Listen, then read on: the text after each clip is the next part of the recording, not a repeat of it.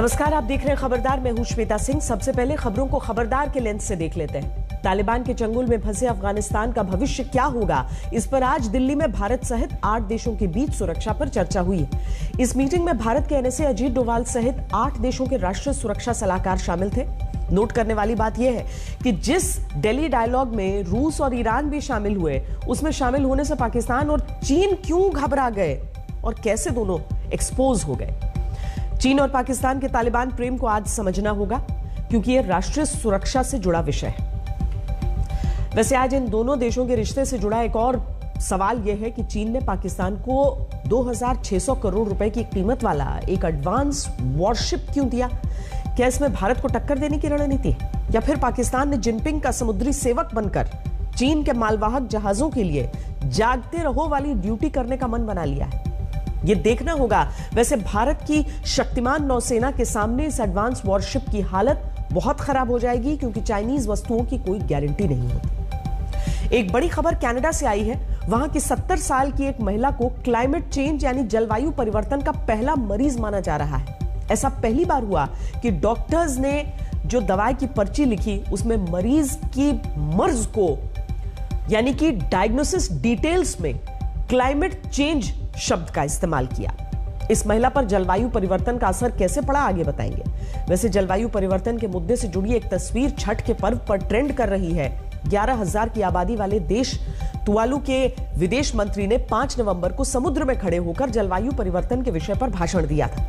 वो तस्वीर प्रकृति की रक्षा के संदेश के साथ बड़े पैमाने पर शेयर की जा रही है। आपको बता दें कि यह द्वीप जलवायु परिवर्तन की स्थिति में डूब सकता है। इसीलिए यहां की सरकार डूबने की स्थिति में अपने देश पर अपने अधिकार को अंतर्राष्ट्रीय कानूनों की मदद से बचाने के लिए दुनिया को संदेश दे रही है। इस तस्वीर में भी राष्ट्रवाद की भावना दिख रही है। और शुरू में ही आपको एक्स्ट्रा खबरदार कर देते हैं। पुर्तगाल में नए श्रम कानून बने हैं, जिनके तहत ऑफिस के घंटे शुरू होने से पहले या बाद में अपने कर्मचारियों को काम के लिए फोन, मैसेज या ईमेल करने वाले बॉस को सजा मिलेगी। इस कानून के तहत वर्क फ्रॉम होम के दौरान कंपनियों को बिजली और इंटरनेट के खर्चों का भुगतान भी करना होगा। लेकिन ये पुर्तगाल का नियम है, हिंदुस्तान का नहीं, इसलिए बहुत ज्यादा खुश होने की जरूरत नहीं। लेकिन खबरदार की शुरुआत अब हम एक ऐसे मुद्दे से कर रहे हैं जिसको लेकर चीन और पाकिस्तान की नीति और नीयत एक बार फिर बेनकाब हो गई है। यह मुद्दा है अफगानिस्तान में तालिबानी सत्ता, जिसके भविष्य को लेकर आज नई दिल्ली में भारत समेत 8 देशों के राष्ट्रीय सुरक्षा सलाहकार यानी एनएसएज की मीटिंग हुई। इस मीटिंग का नाम Delhi regional security on Afghanistan रखा गया। इस मीटिंग की अध्यक्षता भारत के एनएसए अजीत डोभाल ने की, जिसके लिए भारत आए 7 देशों के एनएसएज ने प्रधानमंत्री नरेंद्र मोदी से भी औपचारिक मुलाकात की है। अफगानिस्तान के मसले पर ऐसी ही 2 बैठकें हो चुकी हैं। सितंबर 2018 और दिसंबर 2019 के बाद इस तीसरी बैठक की मेजबानी भारत ने की। इस बैठक का एजेंडा क्या था और भारत के लिए इसके क्या मायने हैं, आज हम इसे विस्तार से समझने की कोशिश करेंगे।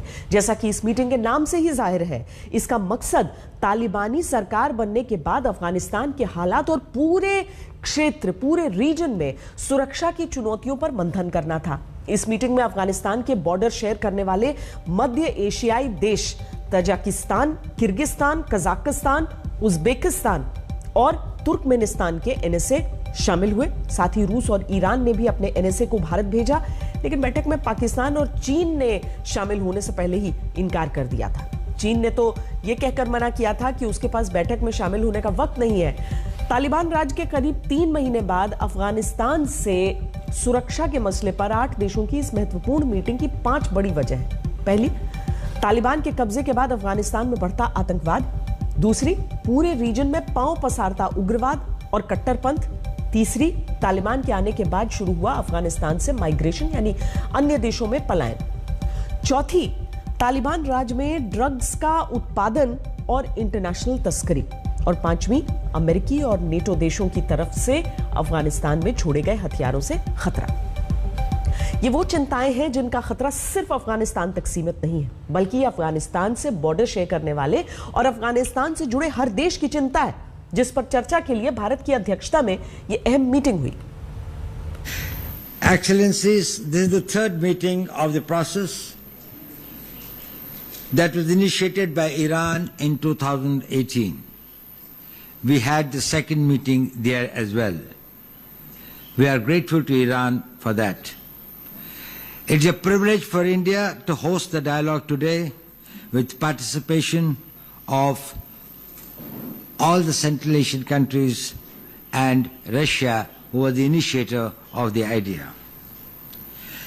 We are meeting today to discuss matters relating to Afghanistan. We all have been keenly watching the developments in that country. These have important implications not only for the people of Afghanistan, but also for its neighbors and the region.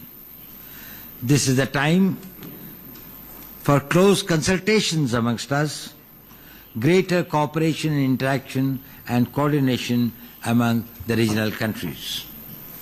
I am confident that our deliberations will be productive, useful, and will contribute to help the people of Afghanistan and enhance our collective security. Delhi dialogue का मकसद तालिबानी सत्ता में अफगानिस्तान की जनता की आवाज उठाना है और तालिबान को उसकी हद में रखना है। यही पूरी दुनिया का एजेंडा है और भारत का भी। और ये बात भारत ने हर मंच से क्लियर की है। दिल्ली डायलॉग में भी भारत ने साफ कर दिया कि तालिबान शासित अफगानिस्तान को आतंकवादियों का अड्डा बनने नहीं दिया जा सकता। तालिबान राज में अल्पसंख्यकों, महिलाओं और बच्चों के अधिकार की रक्षा होनी चाहिए, जिनकी तालिबान जरा भी परवाह नहीं करता है। तालिबान पर पाकिस्तान की सरकार, सेना और खुफिया एजेंसी आईएसआई का प्रभाव नजरअंदाज नहीं किया जा सकता। पाकिस्तान को अफगानिस्तान की जमीन का इस्तेमाल भारत के खिलाफ नहीं करने दिया जाएगा। इस मीटिंग में शामिल हुए सभी 7 देशों के प्रतिनिधियों ने भारत के सुर में सुर मिलाया और यह माना कि यह अफगानिस्तान के क्षेत्रीय देशों के बीच सहयोग बढ़ाने का वक्त है। तुर्कमेनिस्तान ने कहा कि इस बैठक के जरिए हम अफगानिस्तान में बने मौजूदा हालातों का समाधान निकाल सकते हैं और इलाके में शांति ला सकते हैं। रूस ने कहा कि अफगानिस्तान के मुद्दे को सुलझाने में ऐसी मीटिंग से मदद मिलेगी। अफगानिस्तान में शांति स्थापित करने के लिए हमें कोशिशें करनी चाहिए। किर्गिस्तान ने कहा कि अफगानिस्तान में आतंकी संगठन एक्टिव हो रहे हैं, हमें अफगानिस्तान के लोगों की मदद करनी चाहिए। तजिकिस्तान ने कहा कि अफगानिस्तान में जैसे हालात हैं, इससे मादक पदार्थों की तस्करी और आतंकवाद के लिए जो आशंकाएं हैं वो पैदा होती हैं। ईरान ने कहा कि तालिबानी सत्ता में एक बड़ा प्रवासी संकट खड़ा हो गया है। अफगानिस्तान के सभी समूहों के लोगों को सरकार में शामिल करके ही इस परेशानी का हल निकाला जा सकता है। कजाकिस्तान ने मीटिंग में अफगानिस्तान के लोगों की बिगड़ती सामाजिक और आर्थिक स्थिति पर चिंता जताई है और उज्बेकिस्तान ने भी अफगानिस्तान और इस क्षेत्र में पूरी तरह से शांति बहाल करने के लिए एक सामूहिक समाधान खोजने की जरूरत महसूस की है। अफगानिस्तान के मुद्दे पर इतनी अहम मीटिंग से पाकिस्तान और चीन ने दूरी बनाकर एक बार फिर दुनिया को बता दिया कि तालिबानी सत्ता से उसकी कितनी नजदीकियां हैं। वरना जिस मीटिंग में अफगानिस्तान की जनता के हक में आवाज उठाने के लिए चीन और पाकिस्तान को आना चाहिए था, उससे गायब रहने का क्या मकसद हो सकता है, सिवाय इसके कि चीन और पाकिस्तान को तालिबानी सत्ता से मतलब है। आम अफगानिस्तान से उसका कोई लेना देना नहीं है।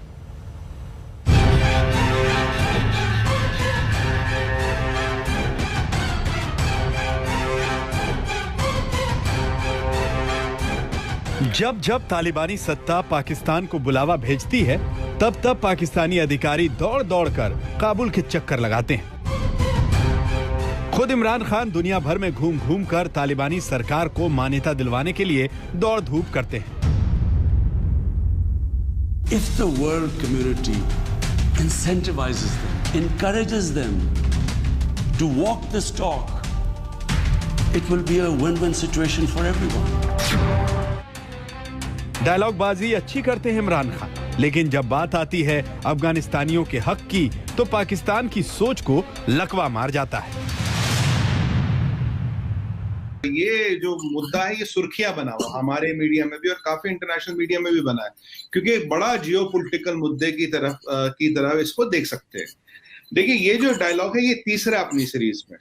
अब लास्ट टाइम जो डायलॉग ये हुआ था ईरान में, पाकिस्तान तो ईरान भी नहीं गया था। अब ये जो है, अभी आपके जो एनएसए वो कह रहे थे कि भाई देखो, India is a spoiler can not be a peace maker. ठीक है जी। अब सवाल ये आता है जब रशिया आ रहा है, ठीक है जी, जब रशिया आ रहा है, जब ईरान आ रहा है, जब उज्बेकिस्तान, ताजिकिस्तान, किर्गिस्तान, ये सारे जो 5 कंट्रीज है जो इन्वाइटेड थे वो आ रहे हैं। सबसे ज्यादा कंट्रीज अगर किसी इस डायलॉग में आई है सीरीज में, अभी आई है। ठीक है सर। तो ये जब आ रहा है, इसमें पहले पाकिस्तान मना कर रहा, फिर चाइना ये कहता है जी मेरा कुछ और व्हाट यू कॉल उर्दू में क्या कहते हैं, मैं बिजी। जिस दिल्ली डायलॉग से चीन और पाकिस्तान को अफगानिस्तान के लोगों की आवाज उठानी चाहिए थी, वहां आने के बजाय पाकिस्तानी एनएसए सिर्फ डायलॉग मारकर कन्नी काट गए। मैं नहीं जाऊंगा जी, मैं नहीं जाऊंगा। एक स्पॉइलर जो है वो पीसमेकर बनने की कोशिश नहीं कर सकता।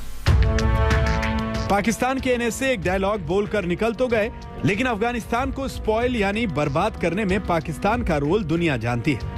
ये पाकिस्तान ही है जिसके प्रॉक्सी बनकर हक्कानी आतंकवादी तालिबानी सत्ता के शीर्ष पदों पर काबिज है। ये पाकिस्तान ही है जिसने तालिबान की मदद के लिए कश्मीर के आतंकवादियों को अफगानिस्तान में शिफ्ट किया। ये पाकिस्तान ही है जिसने तालिबानी नेताओं की आवभगत में कोई कोर कसर नहीं छोड़ी। तो जिस पाकिस्तान के लिए तालिबान इतना अजीज हो, उस तालिबान को नाराज करके पाकिस्तान अफगानिस्तान की जनता की आवाज भला कैसे उठा सकता था? अगर आप अफगानी लोगों का भला चाहते हैं, अब तालिबान को छोड़िए, तालिबान को हम रिकॉग्नाइज नहीं करते। अब अफगान में जो कॉमन रहने वाला बच्चा है, बुढ़ा है, औरत है, लेडी, अगर आप उसका भला चाहते हैं तो एक डायलॉग यहाँ हो रहा है, सब कंट्री आ रही है, आपको आना चाहिए। आप नहीं आ रहे केवल एक अपने रीजनल सिक्योरिटी इश्यूज के कारण, अपने एक रीजनल जो आपका तालिबान से इक्वेशन है उसके कारण। मुझे बताइए चीमा साहब, भारत कह रहा ऑन रिकॉर्ड 50,000 मेट्रिक टन हमें वीट भेजना through Attari Wagah Attari border to Afghanistan, उसकी परमिशन क्यों नहीं दे रहे? चलो यहां नहीं आए। तो पाकिस्तान का ना आना उसकी राजनीतिक मजबूरी है, उसकी पॉलिटिकल इंक्लिनेशन है। उन्हें अफगानिस्तान के लोगों से या जो common person on the ground है उससे कोई लेना देना नहीं। अगर होता तो फूड एड नहीं रोकते, अगर होता तो इस डायलॉग में जरूर आते। और चाइना की जहां तक बात रही, आप तो जानते चीमा साहब, एनालिस्ट खुद हैं आप, कि ये जितने भी अफगानी वॉरलॉर्ड निकल गए ना बिना लड़े, इनको पैसे किसने पहुंचाए? बहुत से ऐसे हैं ना ये दोस्तुम खान वगैरह जिन्होंने ये गोली नहीं चलाई और भाग गए ताजिकिस्तान, तो इनको पैसे देने वाला कौन है? सबसे पहले चाइना कहता मैं ह्यूमैनिटेरियन एड दूंगा तालिबान गवर्नमेंट को $31 मिलियन का, ठीक है। पर जब डिस्कशन होता है, डायलॉग होता है, कहता है जी हम तो बिजी हैं। ये जो दोहरा चरित्र है ना, ये जो दोहरी राजनीति है, ये आप सिर्फ अपना पॉलिटिकल फायदा या नुकसान देख रहे हो। पाकिस्तानी एनएसए ने दिल्ली डायलॉग में आना गवारा नहीं समझा। इसकी दो वजह है। एक तो ये कि भारत को अपना दुश्मन मानता है, और दूसरा ये कि तालिबान को अपना दोस्त मानता है। तो वो ये कैसे बर्दाश्त करता है कि तालिबानी सत्ता के किसी प्रतिनिधि को दिल्ली डायलॉग में नहीं बुलाया गया? मीटिंग में सभी देशों ने एक सुर में अफगानिस्तान में मानवीय संकट के लिए तालिबान को जिम्मेदार ठहराया। सभी देशों ने अफगानिस्तान में आतंकवाद और ड्रग्स की तस्करी को रोकने का प्रण लिया। और सबसे बढ़कर ये कि जिस पाकिस्तान की निगाहों में तालिबान बसा हो, उन निगाहों से पाकिस्तान के एनएसए भारत के प्रधानमंत्री नरेंद्र मोदी से आंखें कैसे मिला पाते? पाकिस्तान और चीन की गैर मौजूदगी इस बात का संकेत है कि दोनों देश दिल्ली डायलॉग में अगर मौजूद होते तो वो जिस प्रकार से रूस, ईरान और मध्य एशियाई देश उनके सवाल करते, वो उन सवालों के जवाब ना दे पाते। वो सब जानते हैं कि आतंकवाद का गढ़ पाकिस्तान है, और पाकिस्तान ने हक्कानी नेटवर्क के द्वारा जिस तरीके से उन्होंने सोचा था कि अफगानिस्तान को वो अपना प्रोटेक्टरेट बना लेंगे, वो भी ना हो सका। तालिबान भी अफगानिस्तान में पाकिस्तान के हक्कानी नेटवर्क के साथ खुश नहीं है। तालिबानी राज में अब तक दुनिया को जो दिखाई दे रहा है, पाकिस्तान को वो नहीं दिख रहा, क्योंकि वो देखना ही नहीं चाहता कि तालिबानी लड़ाकों ने कैसे अफगानिस्तान में अपनी गुंडागर्दी का आतंक मचाया है। पाकिस्तान देखना ही नहीं चाहता कि अफगानी महिलाओं का कैसे शोषण हो रहा है। पाकिस्तान देखना ही नहीं चाहता कि अफगानिस्तान कैसे सड़कों पर लोगों को सरेआम मौत के घाट उतार रहा है। पाकिस्तान को नहीं दिखता कि कैसे अफगानिस्तान की जनता अन्न के एक एक दाने को मोहताज है। दिल्ली डायलॉग से दूरी बनाना तो बहुत छोटी सी बात है। पाकिस्तान ने तो भारत से गेहूं का स्टॉक तक अफगानिस्तान नहीं पहुंचने दिया, जिससे लाखों अफगानियों का पेट भर सकता था। अफगानिस्तान के मौजूदा हालात को देखते हुए एनएसए अजीत डोभाल के बुलावे पर रूस, ईरान जैसे कई महत्वपूर्ण देशों के राष्ट्रीय सुरक्षा सलाहकार की दिल्ली में बैठक काफी अहम रही। बैठक के बाद जो महत्वपूर्ण वक्तव्य जारी किया गया, उसमें साफ तौर पर कहा गया कि अफगानिस्तान को आतंकवाद का अड्डा नहीं बनने दिया जाएगा। इसके साथ ही वहां पर महिलाओं और अल्पसंख्यकों के अधिकारों की पूरी तरह से रक्षा होनी चाहिए। इस बैठक से साफ हो गया है कि चीन और पाकिस्तान के विरोध के बावजूद भारत अफगानिस्तान में अपनी सामरिक और राजनीतिक पकड़ लगातार बनाए रखना चाहता है। पाकिस्तान के सिर पर तो भारत से दुश्मनी का भूत सवार है, लेकिन चीन को भी तो तालिबानी राज में मलाई चखनी है। इसीलिए दिल्ली डायलॉग में उसने भी शामिल होने से इनकार कर दिया। लेकिन एक बात क्लियर है, पाकिस्तान और चीन की इन चालबाजियों को भारत चलने नहीं देगा। अफगान समाज के सभी वर्गों का प्रतिनिधित्व भी महत्वपूर्ण है और इसलिए यह आवश्यक है कि नई व्यवस्था की मान्यता पर फैसला ग्लोबल कम्युनिटी सोच समझकर और सामूहिक तरह से ले। दिल्ली से गीता मोहन के साथ मंजीत नेगी, आज तक।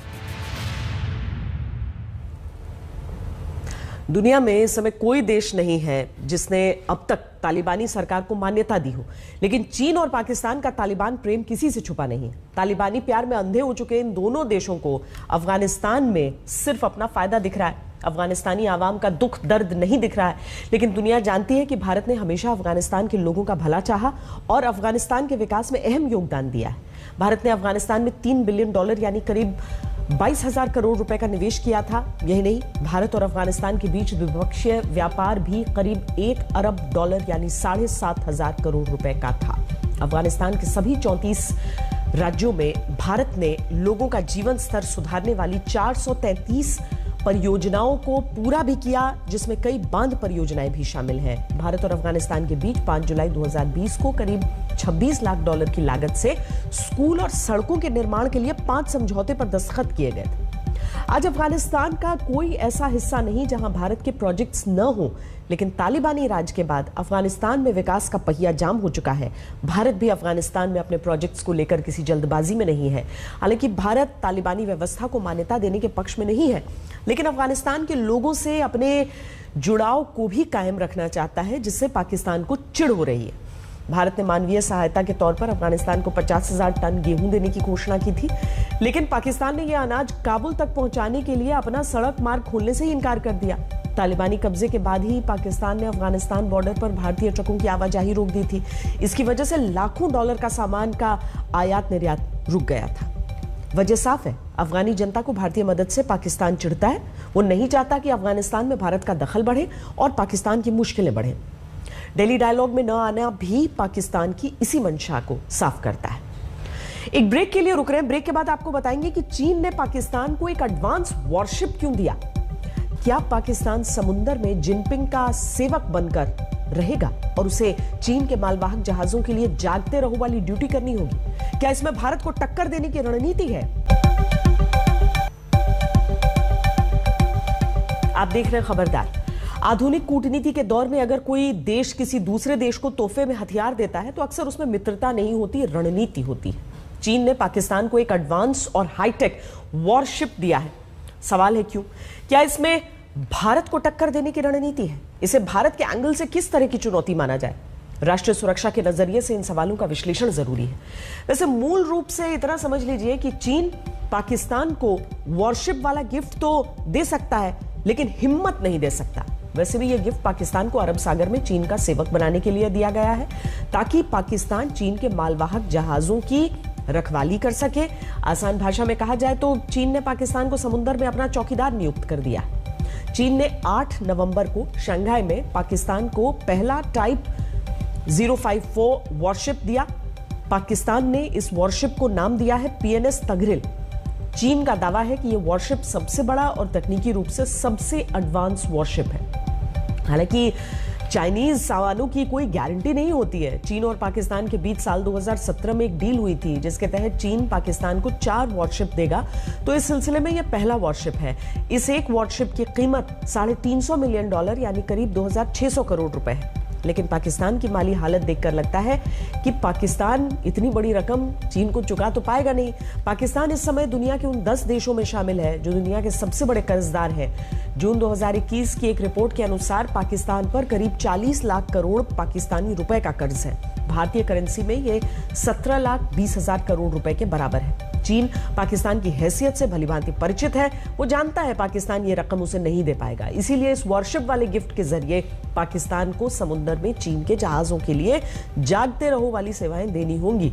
हालांकि वॉरशिप को पाकर पाकिस्तान में अहंकार की मात्रा बढ़ गई है, क्योंकि उसे लगता है कि इस वॉरशिप के जरिए वो अब जब चाहे भारत को चुनौती दे सकता है। ऐसे में पाकिस्तान को सच का आईना दिखाने के लिए आज हमारे पास एक रिपोर्ट है जिसे इमरान खान को भी अपनी टीम के साथ बैठकर जरूर देखना चाहिए।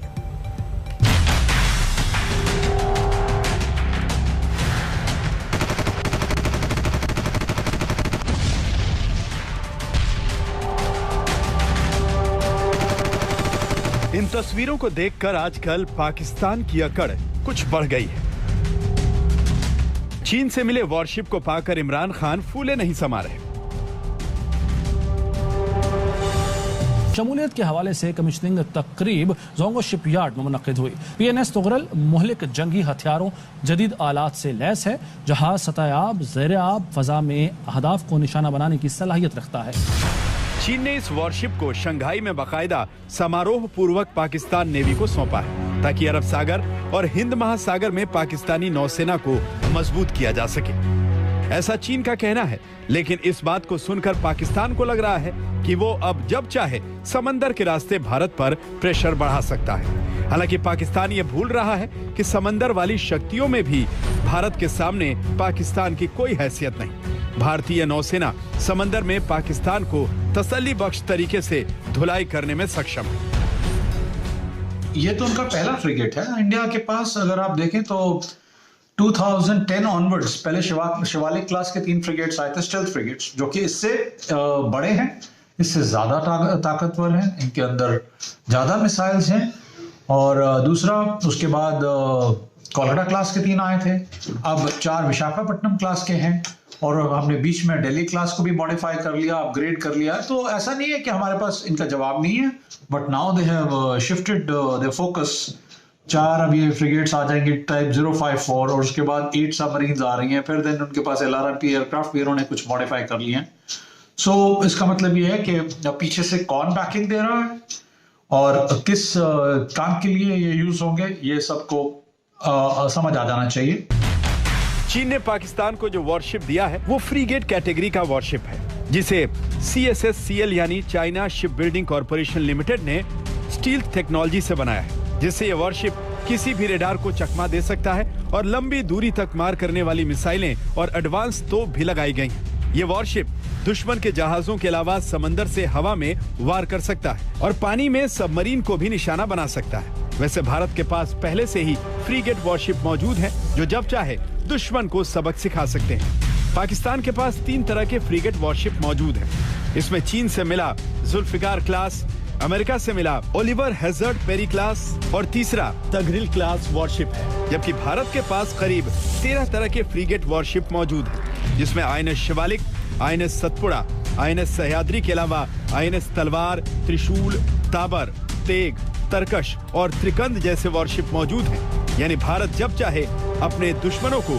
समंदर में समाप्त कर सकता है। भारत के पास INS ब्रह्मपुत्र, बेतवा और INS व्यास जैसे शक्तिशाली वॉरशिप मौजूद हैं, जो जब चाहे समंदर में दुश्मनों की जल समाधि बना सकते हैं।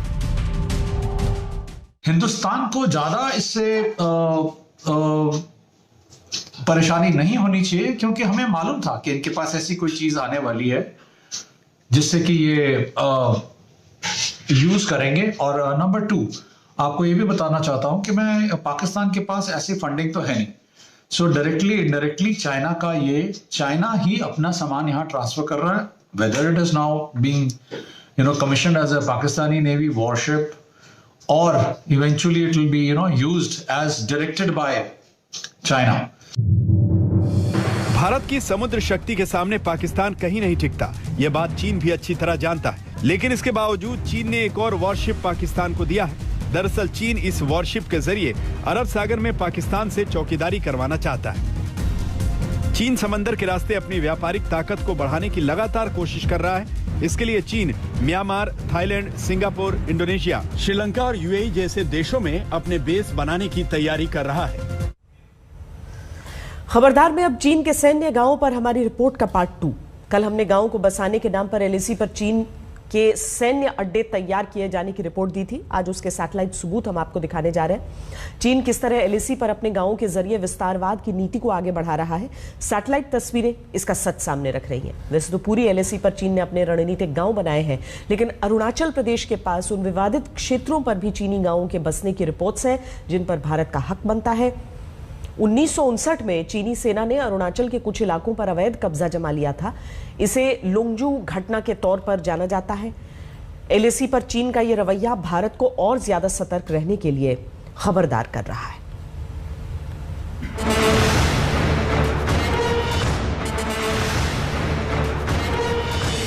मंगलवार को चीन की विस्तारवादी ग्रामीण योजना की रिपोर्ट पर हमने आपको खबरदार किया था।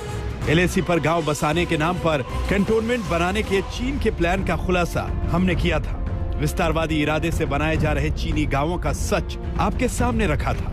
आज हम खास सैटेलाइट तस्वीरों से विस्तारवाद की चीन की इस इंच रणनीति के सबूत देने जा रहे हैं। आप ये जो सैटेलाइट तस्वीर देख रहे हैं, ये एलएसी पर चीनी नियंत्रण वाले एक इलाके की अगस्त 2019 की तस्वीर है। अगस्त 2019 की ये सैटेलाइट तस्वीर साफ दिखाती है कि एलएसी का ये इलाका लगभग वीरान है और वहां कोई सेटलमेंट नहीं है।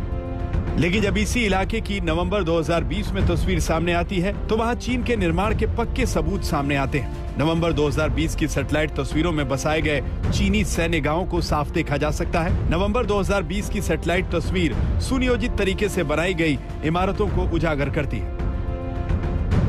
चीन ने इतनी तेजी से एलएसी पर एक इलाके को बसा लिया, इससे उसके मंसूबों का पता चलता है। रिपोर्ट्स के मुताबिक चीनी निर्माण 15 जून 2020 की गलवान घटना के बाद तब हुआ जब पूर्वी लद्दाख में भारत और चीन की सेनाएं आमने सामने थी।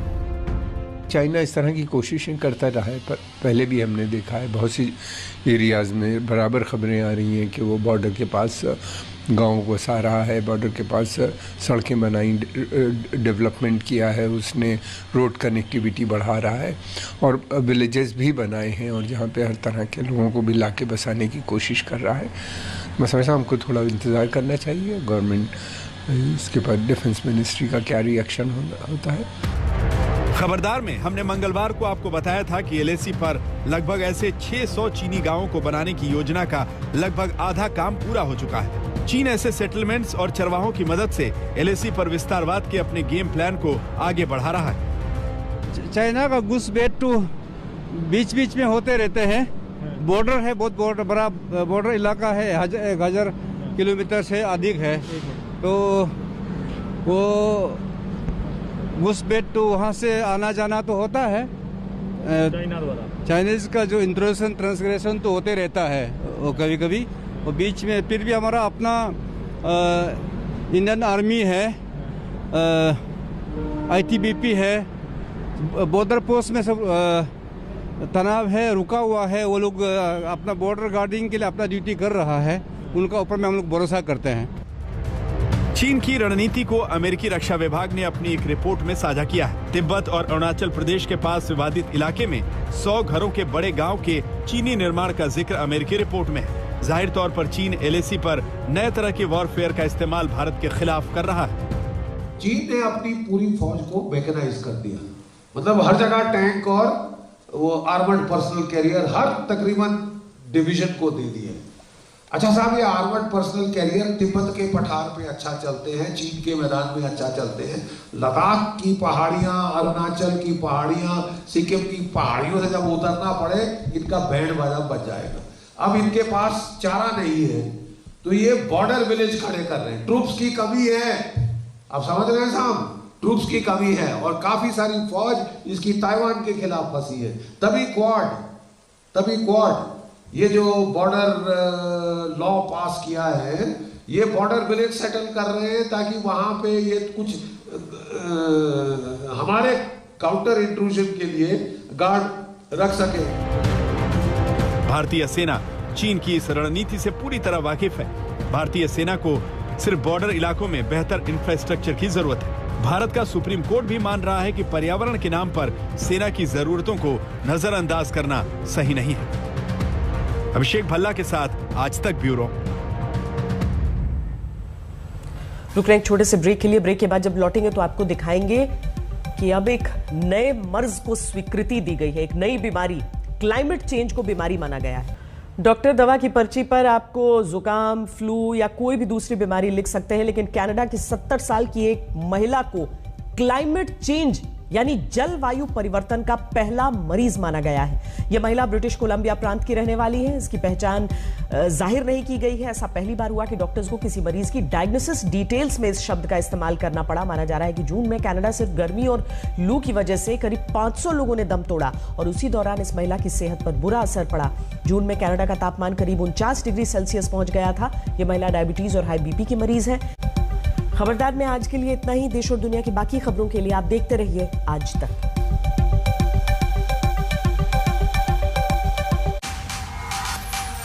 आज तक बेमिसाल 20 साल।